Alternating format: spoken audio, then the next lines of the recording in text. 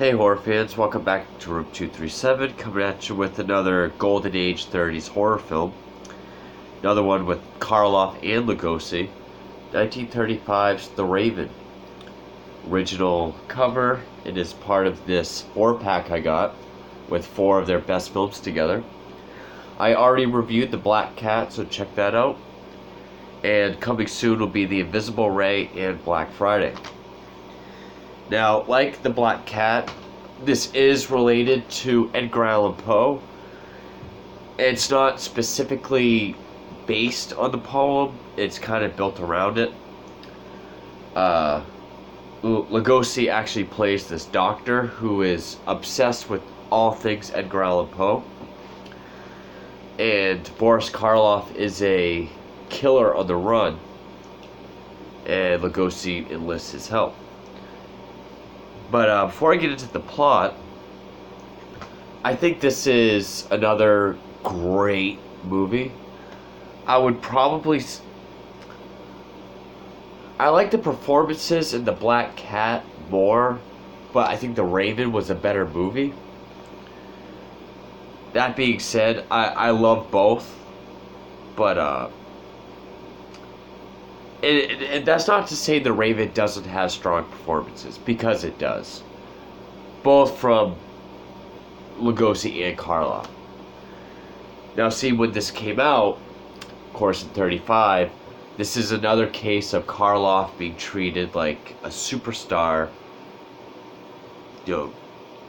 usually to the, jealousy of Lugosi, because this is more, The Raven is more so a Lugosi film. He is the star.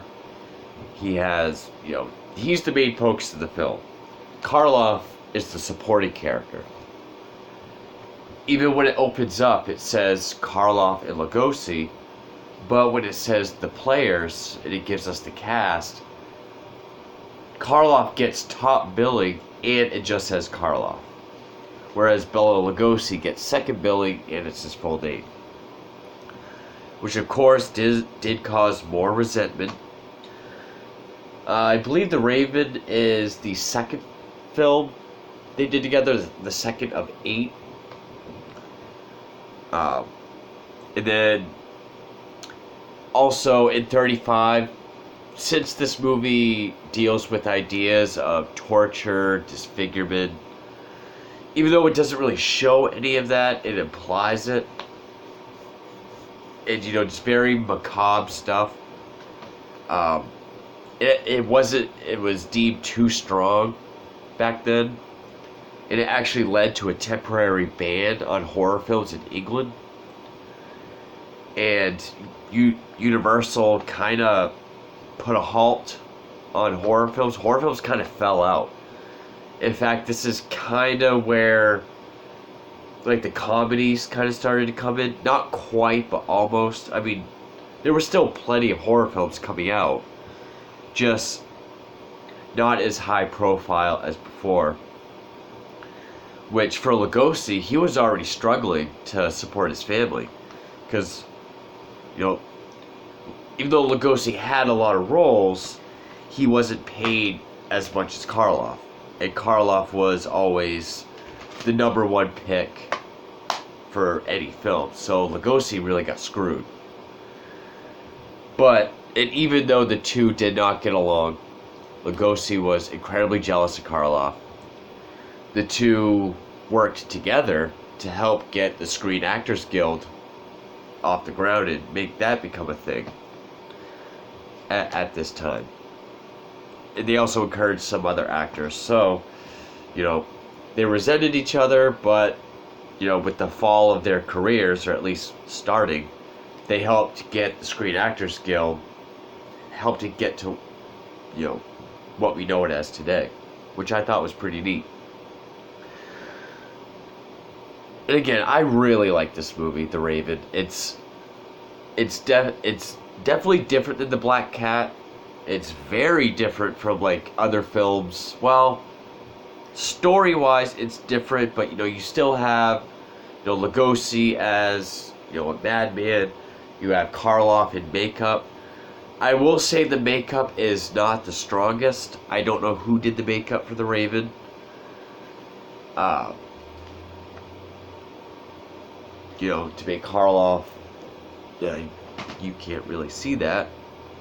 To give Karloff that look. Because the story is, there's this pretty young woman named Jean Thatcher, who is played by Irene Ware. She's in a car accident, and her father's a judge, and he urges this a retired surgeon, Dr. Richard Ballin, played by Lugosi, to get her back to good health, which he does, and he succeeds, but then he starts falling in love with her, and he's obsessed with all things Edgar Allen Poe. He even has his own homemade torture chamber in his basement. Has the pendulum, has the shrinking room. His favorite thing is the Raven. He considers the Raven to be his talisman. And she already has a husband, but when he confesses his love to the judge, he, tells him to back off. And this is when Lugosi, sort of, his obsession turns into something he really wants to do. And at that time, we get this guy, his last name is Bateman. He never calls him by his first name, so I always forget it. Edmund. I was thinking Edgar. Edmund Bateman is Karloff's character. He's a killer on the run. Now, he looks normal. He has like lighter hair and a beard, but he's kind of like a tramp character. Killer on the run. And Lugosi says, I have this judge, like, I want you to torture this judge. And he's like, no, I think the reason why I do things is because I've been called ugly my whole life. People are ugly on the outside, it will make them do ugly, to others. So that's when Bela kind of gets this idea where he says, okay, I'll fix you first. But instead of fixing him, he disfigures half his face. And tells him, okay, now if you want to look normal at all, you will do what I want you to do. And yeah, the makeup isn't the best. I mean, the eye, like the Quasimodo eye, always looks fake. Up close, you can kind of see like the line of the makeup. But Karloff acts through it very well. He's very pathetic. He's very sympathetic, which, came out the same year as Bride of Frankenstein, so, which is another hideous monster who, where Karloff can convey, well, I was going to say convey sympathy, but, can make you feel sympathetic for him. And, like his mouth droops, and he kind of, he's very apprehensive towards people because Lugosi hosts a dinner party with Jean, the judge, her husband, and a few others. And, he treats Karloff like his servant. And basically, the movie then, you do get this great monologue by Lugosi talking about, ravens and sort of his interpretation of the raven. And, it goes on to this deep monologue about the love of torture, like the loss of love and the love of torture. And basically, it just leads up to getting the judge into, onto the pendulum. And, I always say spoiler alert, but I highly recommend The Raven. I recommend Black Hat again and The Raven. The movies these two do together are phenomenal classic horror films. This is the reason why it's called the Golden Age of Horror, because they are golden classics. These, and even the movies that these guys do separate, Frankenstein, Dracula. Like, I can't recommend these enough. Eventually, Lugosi pretty much snaps. He's going to put Jean and her husband in the shrinking room, this room that will crush them. And that's where Karloff, he goes to stop it because he feels for her. Lugosi shoots him, but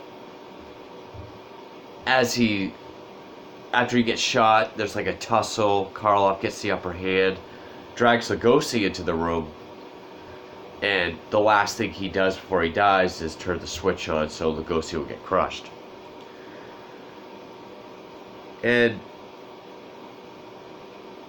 Lugosi always does a good job. I mean, he did a good job in The Black Cat, being, the good guy, or at least the better of the two.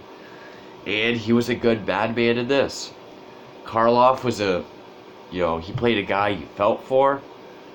He, a tragic monster. A tragic gothic monster. Actually, all gothic monsters are tragic, but there was one weird cut, I will say, because Jean and her husband are driving to the party, and they're saying something about how, she thinks Bela might be in love with her. And he's like, oh yeah, I bet. And she's like, how much do you bet?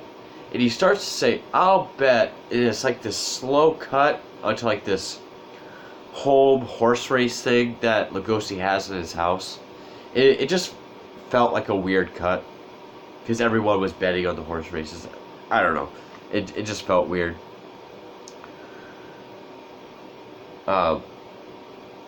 Also, the music for when after he works on Karloff's face, because like this is all covered, so you can only see like this.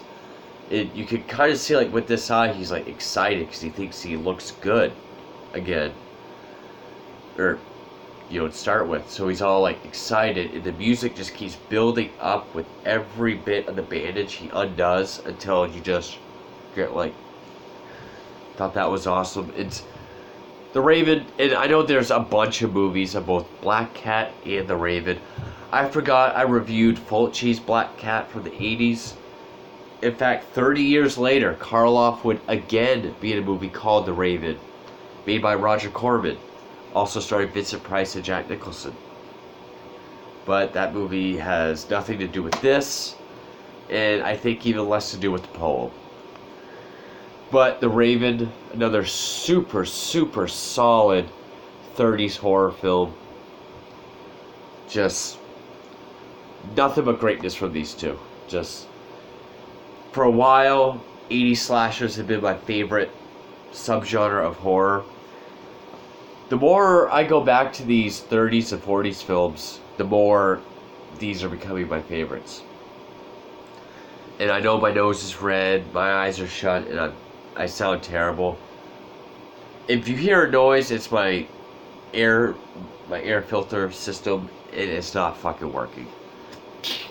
But anyway, The Raven, I'll say I loved it. I loved The Raven. Great fucking movie. 1935's The Raven. Thank you for watching.